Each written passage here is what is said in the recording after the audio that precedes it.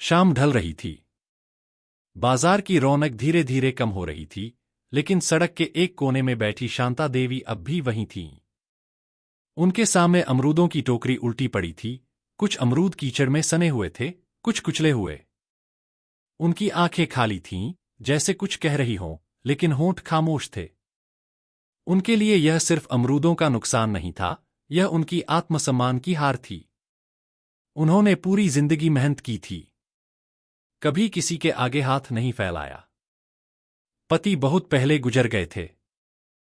बच्चों को पढ़ाया लिखाया, खुद भूखी रहीं, लेकिन उन्हें कमी महसूस नहीं होने दी। बड़ी बेटी अनाया फौज में अफसर बनी, छोटी बेटी कविता इस जिले की डीएम।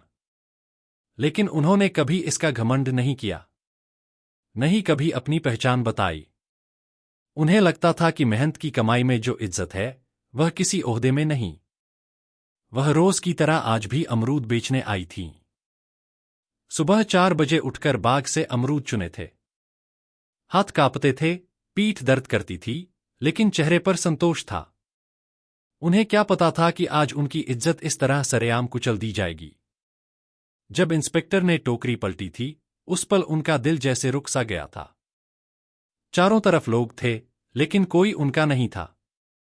सब देख रहे थे, पर सब खामोश थे। वर्दी के आगे सबकी आवाज दब गई थी। उसी भीड़ में खड़ा आकाश यह सब देख रहा था। वह खुद एक साधारण लड़का था, लेकिन उसका ज़मीर जिंदा था। उसने मोबाइल निकाला और सब रिकॉर्ड किया। वह जानता था कि अगर यह वीडियो नहीं बना, तो यह जुल्म यहीं दफन हो जाएगा। रात को शांता देवी घर लौटीं। घर क्या था? एक छोटा सा कमरा, जिसमें पुरानी चारपाई, एक टूटी कुर्सी और दीवार पर टंगी बेटियों की तस्वीरें थीं। उन्होंने दरवाजा बंद किया और चुपचाप चारपाई पर बैठ गईं। पहली बार उन्हें अपनी बेटियों की बहुत याद आई, लेकिन उन्होंने फोन नहीं किया। उन्हें डर था कि कहीं उनकी वजह से बेटियों को परेशानी न हो। उधर सरहद पर खड़ी अनाया को जब वीडियो मिला, तो उसका खून खौल उठा।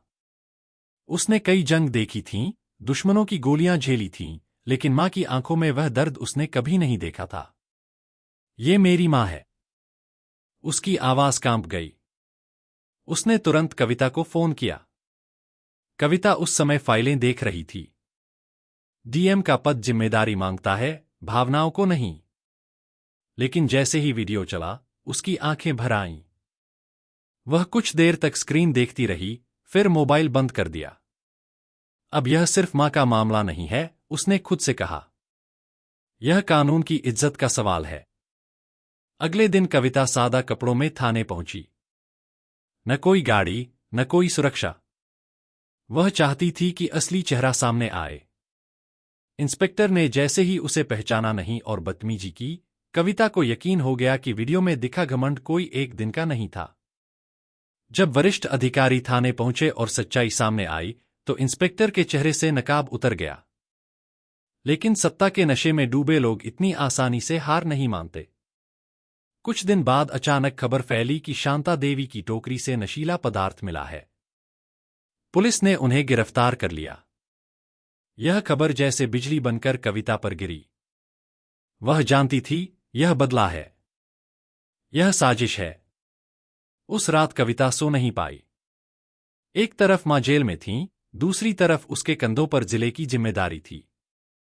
अगर वह पद की ताकत से मां को छुड़ाती, तो कानून कमजोर पड़ जाता। और अगर खामोश रहती, तो मां बेगुनाह सजा भुगतती। सुबह होते ही उसने फैसला किया, यह लड़ाई कानून के दायरे में ही लड़ी जाएगी। उसने बाजार के लोगों से बात की, आकाश से मिली, पुराने दुकानदारों से पूछा। धीरे धीरे सच सामने आने लगा। सीसीटीवी फुटेज, गवाहों के बयान और फोन रिकॉर्ड, सब एक ही दिशा में इशारा कर रहे थे। वह इंस्पेक्टर अकेला नहीं था। उसके पीछे एक बड़ा नाम था, बलदेवेंद्र यादव। कविता ने बहुत धैर्य से जाल बुना। किसी को भनक तक नहीं लगी। जब सबूत पूरे हो गए, तब कार्रवाई हुई। सुबह सुबह बलदेवेंद्र यादव को गिरफ्तार कर लिया गया। उसके चेहरे पर वही डर था, जो कभी शांता देवी की आंखों में था। मां को जेल से बाहर लाया गया। शांता देवी ने बेटी को गले लगा लिया। तूने देर नहीं की बेटी। तूने सही रास्ता चुना। कविता की आंखों से आंसू बह निकले। मां, अगर आज कानून जीत गया तो उसी दिन आपकी इज्जत भी लौट आई। अनाया छुट्टी लेकर आई। तीनों मां बेटियां एक साथ बैठीं। बहुत दिनों बाद घर सच में घर लगा। शांता देवी ने अगली सुबह बाजार जाने से मना कर दिया। लेकिन इस बार मजबूरी नहीं थी, सम्मान था। अब लोग उन्हें नाम से जानते थे, इज्जत से बुलाते थे। यह कहानी सिर्फ एक मां की नहीं थी। यह कहानी थी उस समाज की जहां अक्सर आवाज दबा दी जाती है, लेकिन जब कानून सही हाथों में हो तो देर से ही सही इंसाफ जरूर मिलता है।